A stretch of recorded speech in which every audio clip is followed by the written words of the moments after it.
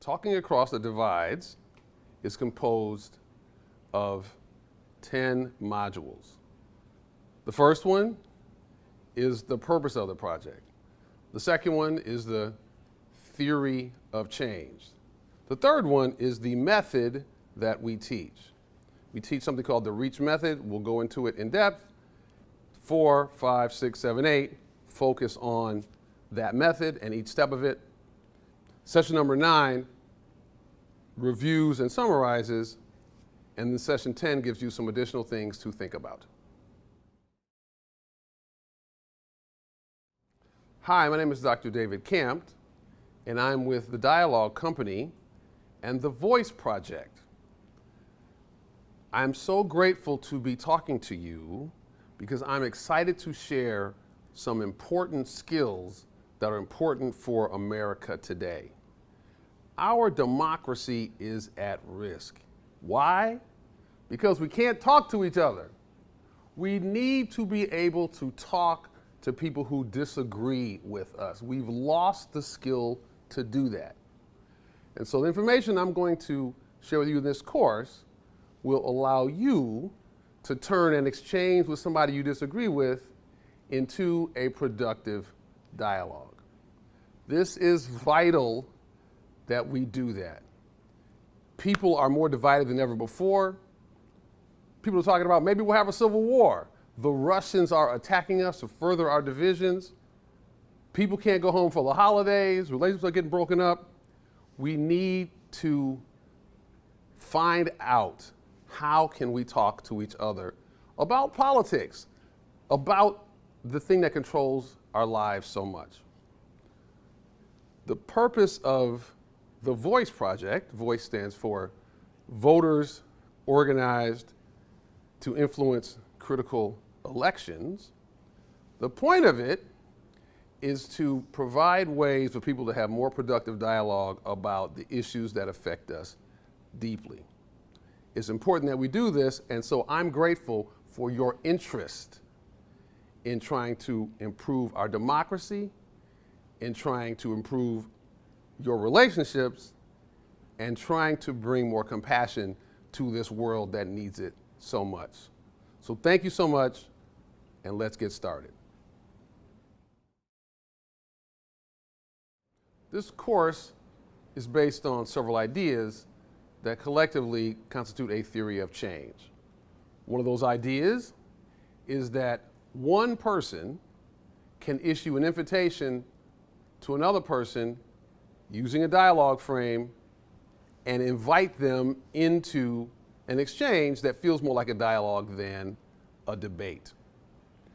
Another core concept is that conversations grounded on values and experiences produce a greater sense of connectivity and commonality than ones based on beliefs and supposed facts. Another theory is that good dialogue strengthens relationships even if no minds are changed. And a final point is that democracy depends on the quality of our dialogue. And that if people can't talk to each other in society, the quality of their democracy and their ability to give direction to their leaders goes down. All of those go into how we design this course, and I'm grateful to you for your interest, and I'm excited that you're joining our effort to make your relationships better, to make community better, and to make democracy better. The method of dialogue we're going to teach is something called the REACH method. It's an acronym, and it stands for Reflect, Inquire, Agree, Confess, and Harmonize. There'll be modules in each of these steps, but let me explain them briefly at a high level now. Reflect. This means before you enter a conversation with somebody you disagree with, you want to calm down and get centered. That's important. We'll talk about different aspects of that, but that's a critical thing to do. Inquire. This is about asking questions to find out why somebody sees an issue like they see it. And what you want to do is elicit a story, not just have them say their beliefs. And you want to do that with an attitude of empathy. That's important. Agree. People need to feel like you're not completely rejecting them, even if you disagree with their ideas. So we'll talk about how you convey that you're not completely disregarding their ideas or looking down on them. That's a critical task if you're trying to have a dialogue. REA. Next, C, confess. Confess is the step where you tell a story that they can have some identification with, where you are furthering their sense that you agree with them by not just telling them you agree, but by demonstrating that through a story. That will bring you closer together and increase the probability that they will take you seriously when you're telling your truth. And finally, harmonize. This is where you tell your truth. And you do so in the form of a story. After you harmonize by telling a story, you further that by trying to work with them to put together a larger understanding of the issue that includes their truth, your confession, and your truth as stated by your story. On some level, this is where something new can emerge because you're working with them to create a larger frame. There's good science that explains all of these steps and why they work. I'll go through that briefly. The reflex step works because it helps you relax. And if you're more relaxed, you can make better decisions about the conversation and you help relax them.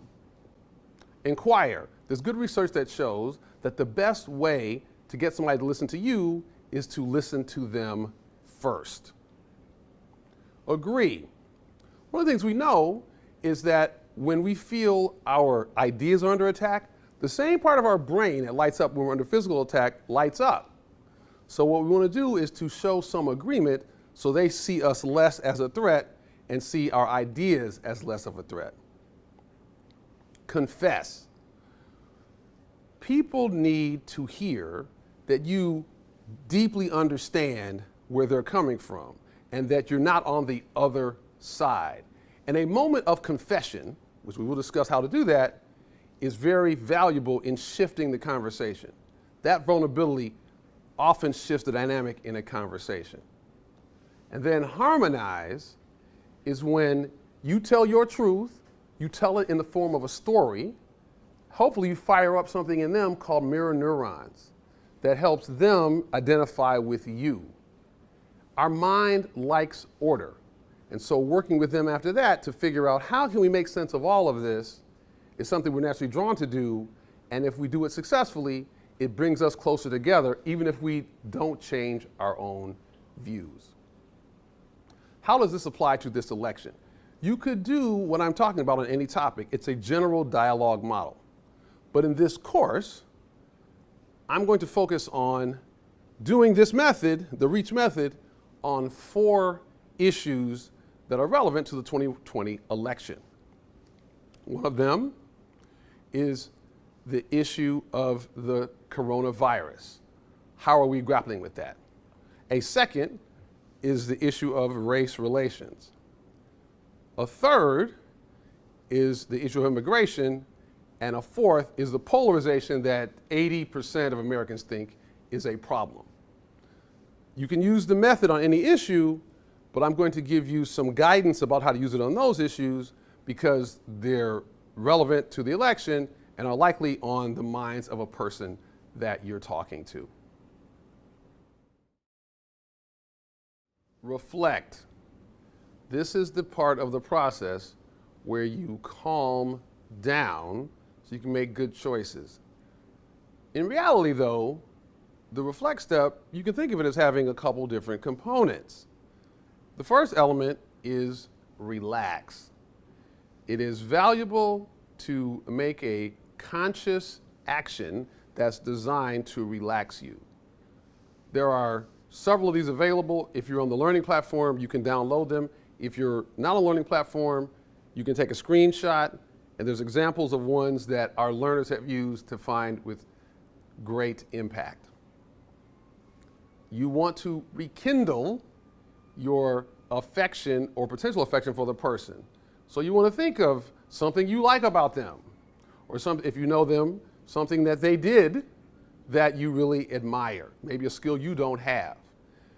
This whole model is based on compassion, and that includes appreciating other people because they're like you, you're like them, and they're other fellow human beings. So rekindling your compassion for them is valuable. And then the actual reflect, which is to remember that you have a plan for this conversation. That's not normally how we manage conversations, but taking a moment to remind yourself that you're not just reacting, you are actually approaching this conversation with a plan can help you actually do that. There's homework that we want to suggest you do for all of our steps because many of them we're not inclined to do on our own. So the homework for this step, if you choose to do it, is to choose a relaxation method and then practice it. Maybe you choose two and you practice them and see which one works for you. And then you figure out which one works for you. You try to do it first 5 minutes, then 4, then 3 to see how short you can do it and get benefit. That's an important thing to do. Rekindle. I would suggest in some conversation you're having, maybe it's conflictual, maybe it isn't, you stop and just remind yourself of things you like about the person you're talking to. This doesn't have to be someone you disagree with. Just doing this with a loved one can also be helpful. The point is, you're developing the muscle of purposefully increasing your compassion. And then reflect. Now and then in a conversation, say, I'm going to manage this conversation, and just get used to doing that because it makes you inhabit the conversation in a different way and gets you ready for a time in which you're disagreeing with somebody, you look at the world differently, your emotions might be higher. It's useful to have practiced doing that. Inquire. This is the step where you find out about how they're seeing the world, how they're seeing politics, their beliefs, and then beneath their beliefs by asking questions. To determine that somebody sees the world differently than you about politics, you might think about asking 1 or 2 questions as follows. Here's what I do. I often ask a question like this. I'm interested in how you're seeing the election. I'm interested in knowing how much you support X candidate, high, medium, or low. I'm also curious about how likely you are to vote. Likely, so-so, not likely. This helps me think about how I want to approach this conversation. I'm going to assume, since you're watching this video, that you're thinking about having a conversation with somebody who supports a different candidate or a different set of candidates than you. Now, if you find out that somebody supports candidates that you support and is not likely to vote, we have another video for you. Maybe even if you find out somebody supports different candidates and is not likely to vote, we need to get more people to vote. We have another video about that. But asking that question can help you figure out where you are. Okay, that's one question as a general outline of where you are in the conversation. But then you want to find out what's important to them. So after they tell you that, you say something like, well, tell me, what are the issues that matter to you in this election? Now, I would suggest that you refine that a little bit and say, I'm very concerned about, let's say, the virus or race relations or immigration. Those are issues we're going to talk about in this video. I'm interested in that. I'm wondering, where does that fit into what you're concerned about? And the reason you might do that is because you're getting guidance about how to talk about one or more of those 4 issues. So you want to give them room to talk about what's most important to them, but since you're managing a conversation, it's helpful for you to focus them on the issues that you're prepared to deal with. It's so important to lean into differences. We're so avoidant of each other, and the hope is that by being prepared to talk about a couple of the key issues in the election, we can spread the idea that we can engage across the divides. So they tell you what is their highest priority of the issues you're prepared to talk about, and then you drill down on that. Now, what you want to do is to go past their beliefs and try to go underneath that to their values, to what matters to them about that issue. Why? Because you can often find more commonality on values than you can on policy positions. So you might say, I see you feel like that about immigration. What are some values you have that drive your belief about that? So that's important to do and valuable to do. But the truth is, an even deeper, more connecting question has to do with experiences. So you might say something like, that's an interesting way of looking at immigration. Tell me some experience you had that relates to how you see it. The reason that asking about experiences is so powerful is because you can reject somebody's beliefs, you can question their values, but you cannot question their experiences. And so having the conversation on the basis of experience is more connecting. It produces more empathy within you and within them to have the conversation on the basis of experiences. But having it on values is okay too. But what you want to get past is a conversation just about beliefs. You want them to tell you a story. One reason why is because hearing a story naturally generates empathy. And that empathy is important for them to experience from you. Now, you can still generate it yourself. We talked about rekindle, but it's important to make sure that they know you empathize with them and that you are not rejecting their point of view completely. Here's what's critical. Don't fight with them about their values or beliefs. Listen. Listen as empathetically as possible. Do not challenge or question. You're just taking it in. That's important to do if you're trying to create a dialogue experience.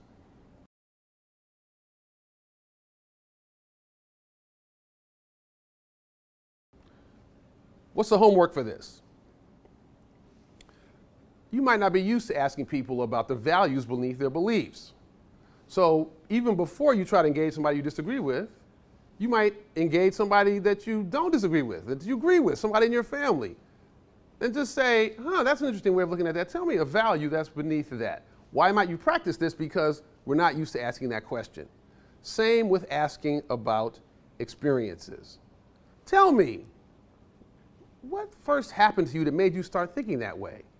Or tell me something recent that happened to you to make you know that that's true. That practice of asking for experiences will be important as you continue to develop your capacity to create a dialogue-based engagement with somebody instead of an argument-based engagement. But the big picture here is you want to make sure you hear from them before you start spouting your own views. And that's what the inquire step is about. The homework, if you choose to accept the challenge of the homework, is to practice asking people about their values. We're not used to doing that. So somebody expresses some belief and say, that's interesting. Tell me about the values you have that drive that belief. We're not used to asking that question. So just practice that before you're talking to somebody you disagree with. Same with experiences. Asking somebody, that's an interesting point of view. Tell me something that happened to you that make you know that was true.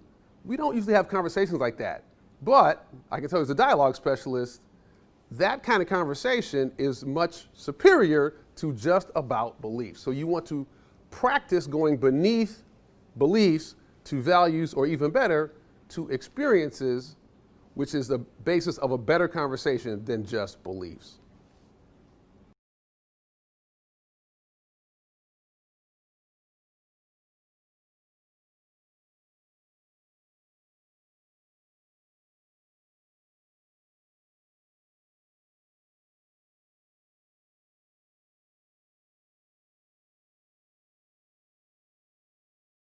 So you've reflected,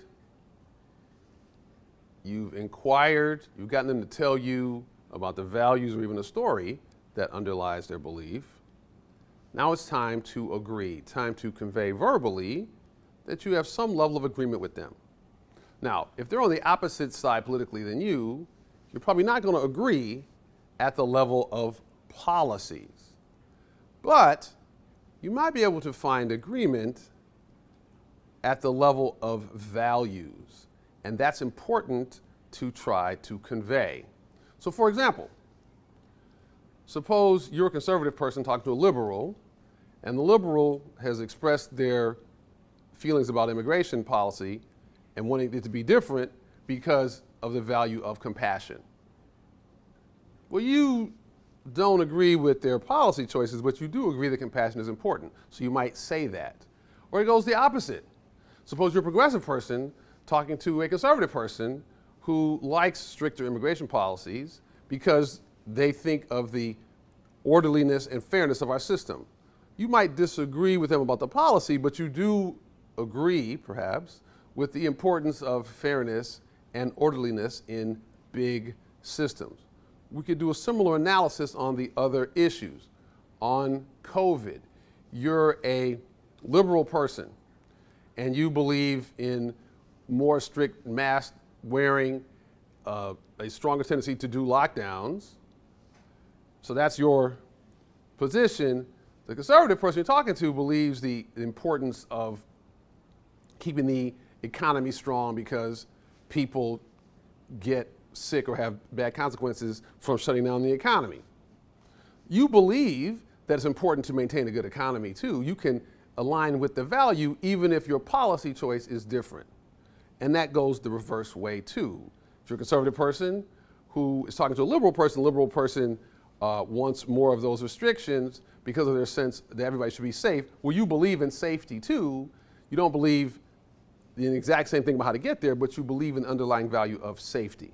So the point is that in the agree step, you want to convey to them that you have some level of similarity, some level of agreement, even if it's not at the policy level, but at some level. That is important to do because you want to establish the sense, both in your mind and in theirs, that you folks are not completely at odds.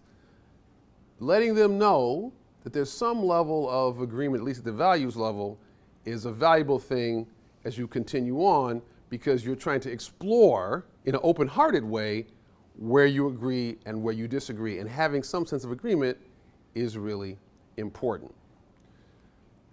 My suggestion for homework is that as you're having disagreements with family members, with friends, where there's no political discussion that might agitate you, but you have disagreements, try to look for and articulate agreements at the level of value below the issue on the table.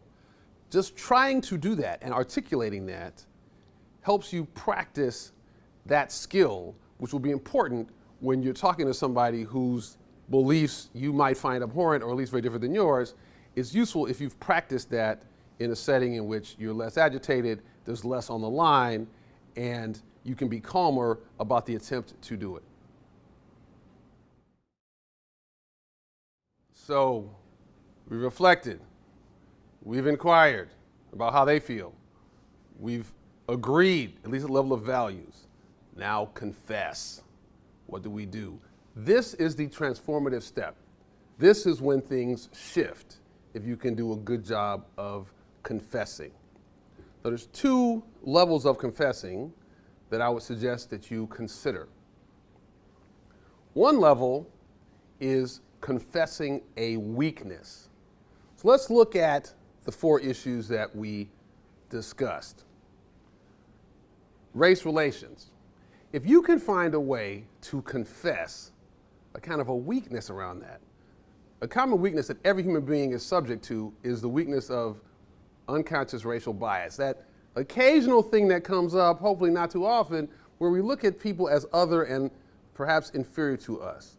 That's a weakness.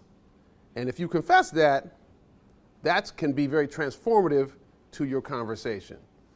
Let's look at COVID. A weakness I know I'm subject to is kind of magical thinking. Like there's a part of me that wants to just think this thing's just gonna go away, or I'm not subject to catching it if I just get right with my mind and with the universe. We just want it to stop. I'm subject to that magical thinking. That's a personal weakness. Immigration. I can tell you that I'm subject to kind of like, I want all this complexity to stop. It's bugging me. I kind of don't like things being different. I wish they were like they used to be. That's kind of a personal weakness. And then, of course, polarization. If you ever have had the feeling like those other people on the other side, they're just horrible people. They're deplorable. Or they're just retarded. Or whatever it is for you.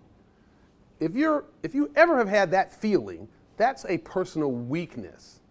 And so the confess step is about confessing that. That's one mode of confession. After you confess, you want to gently inquire, do you ever have anything like that? Because that takes your conversation to a whole new place.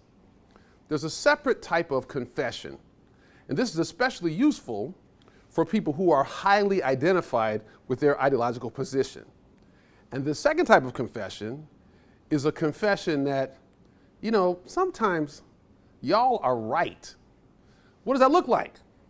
If you're a liberal person on race relations, it might look like, sometimes you conservative folks who complain about us using racist too much or overemphasizing race, sometimes y'all are right. Or if you're a conservative person on the racial issue, you might say, sometimes when y'all say we're in denial about racism, y'all are right. You're not right most of the time, but you're right sometimes. We can see that on the other issues too. If you're a conservative person who thinks that some of what we're doing around the country is way too restrictive, you might say, well, that's true, but sometimes we need to do that, and my side doesn't like to do that. Or you go the other way, where if you're a liberal person, you might say, yeah, we need to be more cautious, but yeah, sometimes we overdo that. Sometimes y'all are right. You can do the same thing with immigration.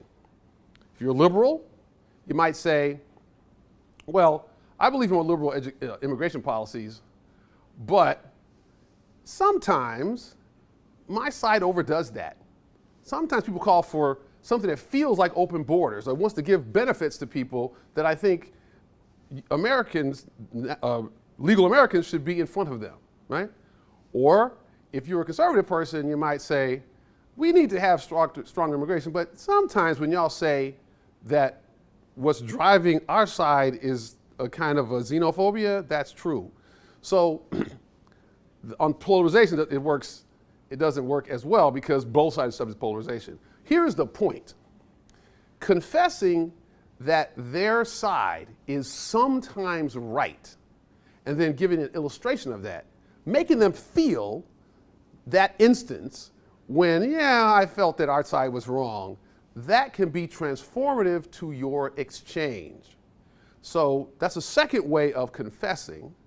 If you do that, either way, you want to give an invitation to them to do some similar confessing. Do not insist on it, but invite it. Don't make them do it. It's not a tit for tat, but give them room to say it. Have you ever felt anything like that? Just to give them room, because if they do that, your conversation is at a whole different place. Okay, that's the confess step. So the thing to think about to prepare is to think about this for all of the issues. What are you prepared to confess? So think about that for all of the issues, and then maybe even practice that. Not with somebody who disagrees with you, but with somebody who agrees with you, just to hear it coming out of your mouth. If you do that a couple times, it will be easier for you to comfortably do it when you're talking to somebody who looks at life a little differently, and then they can know it's sincere, and they're more likely to accept your invitation to do that themselves, which puts your conversation at a whole different place. All right, you've reflected, you've inquired, you've agreed, you've confessed. Now it's time to harmonize. There's two aspects of this. The first is you tell a story that undergirds why you believe what you believe about the issue.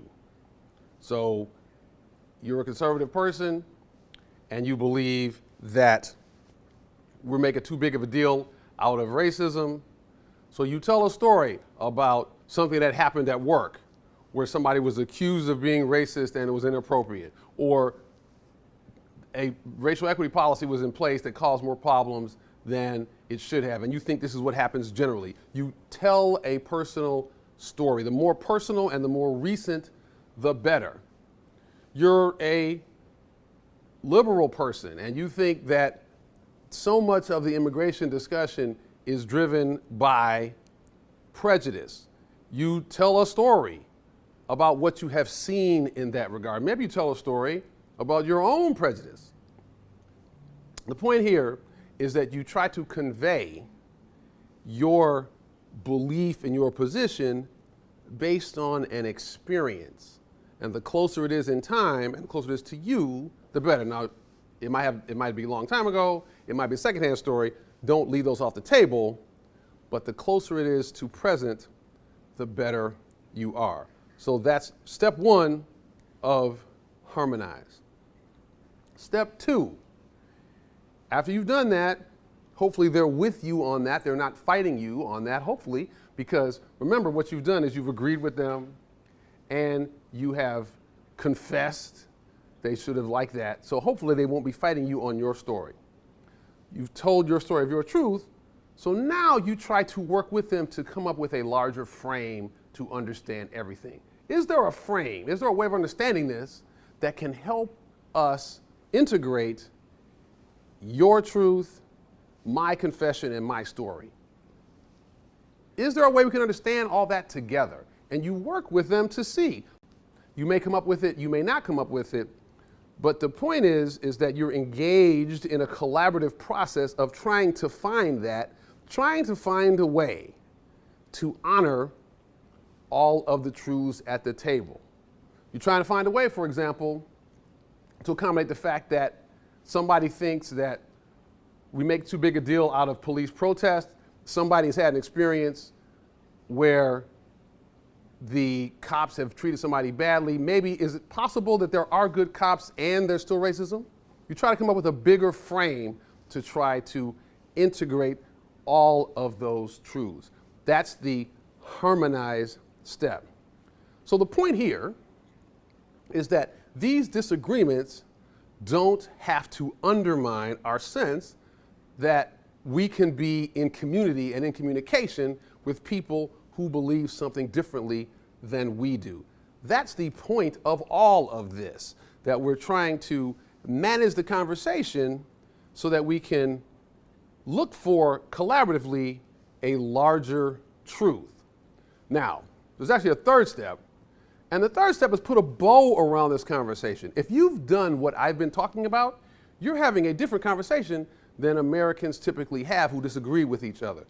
So before you end it, it can be useful to put a bow around it. I've enjoyed this conversation. It was different than most of the conversations we have. I want to thank you for that. You might even inquire, if they're interested, in having another one of those conversations. We need these types of conversations across the divide that are not about tearing each other down, but again, looking for the possibilities of collaboration and community. If they agree with you that that was really, really fun, different, stimulating, or useful, you might actually tell them, well, you actually follow the dialogue model. You might share that model with them. We need more skills of dialogue in this country so we can have more conversations like that. So feel free to tell them, we had a better conversation because you were actively managing it using some principles that tend to work.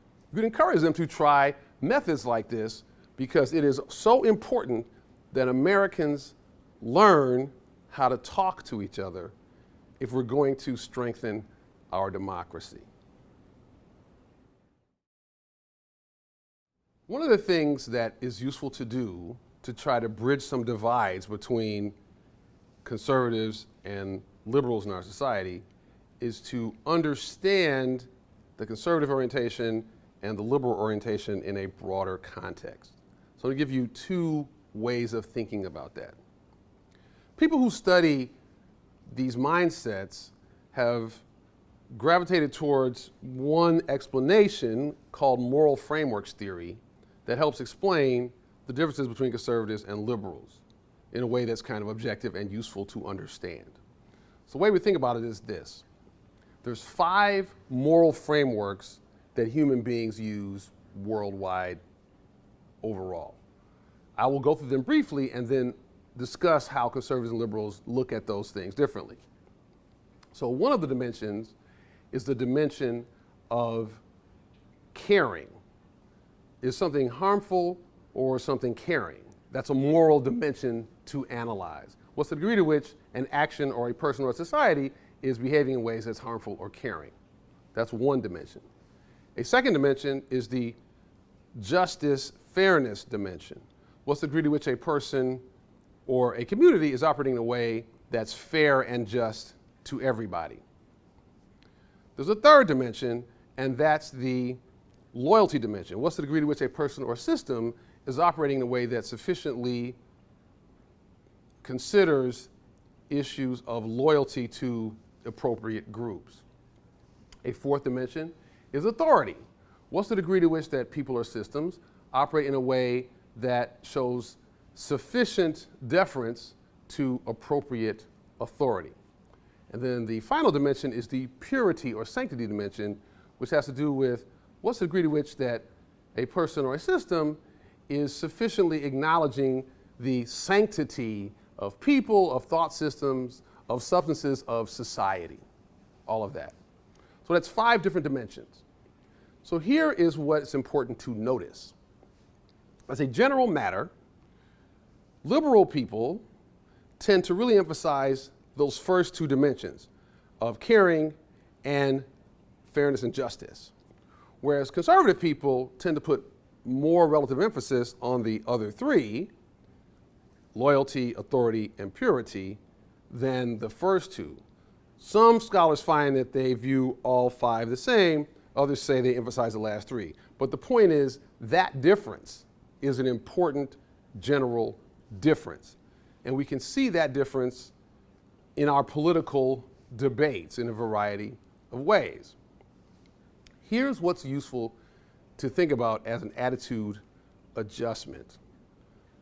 The impulse is to focus on caring and fairness, or the impulse is to focus on the other 3, loyalty, authority, and sanctity, are all important to the development of society. We've needed all of that to be who we are as people. And so part of what we need to adjust is shift our thinking from those other people are just wrong to these other people are an important part of the human society. But there's a deeper level than that even, and that has to do with lifestyle orientation. As a general proposition, people who tend to be conservative tend to like more order, structure, regularity than people who are more liberal, who like more chaos, unexpected events, randomness, etc. You can see this in experiments where they show people patterns of dots moving and who likes what pattern. So here's the point. The difference in orientation that we have affects not just our political views, not just our morality, but even the way we want to exist as human beings. And so what's important to remember is that the other side has had value to us as a species. We wouldn't have the Roman road system. We wouldn't have Stonehenge. We wouldn't have the pyramids if we didn't have a society where there was a lot of value placed on people following authority, loyalty to the royalty, and making sure that outsiders stayed away. We wouldn't have those things. But without the liberal impulse, of openness and change, we wouldn't have jazz, we wouldn't have great music, we wouldn't have great art. We wouldn't have any of those things that we have and benefit from. So as we try to engage people who look at the world differently, what's useful to do is to remember that even though I'm not like that, those people have a value. That orientation has a value, and that recollection can help improve our empathy and adjust our attitude so we see each other less as enemies and more as different feet on the same body.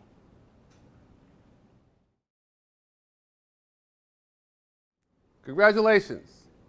You've finished all of the modules and you potentially are ready to start making some compassion-based dialogue happen.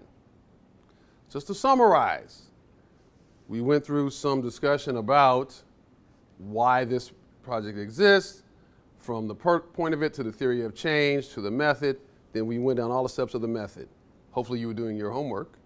But even if you just watched all the way through, the real hope is that you feel excited about the prospect of talking to people you disagree with. We need to figure out how to strengthen our democracy. We need to figure out how to strengthen our relationships so that we're not falling apart at Thanksgiving. We need to learn how to talk to each other in our neighborhoods, in our churches, in our communities. And so, congratulations to you for learning potentially a method. The task now is to go do it.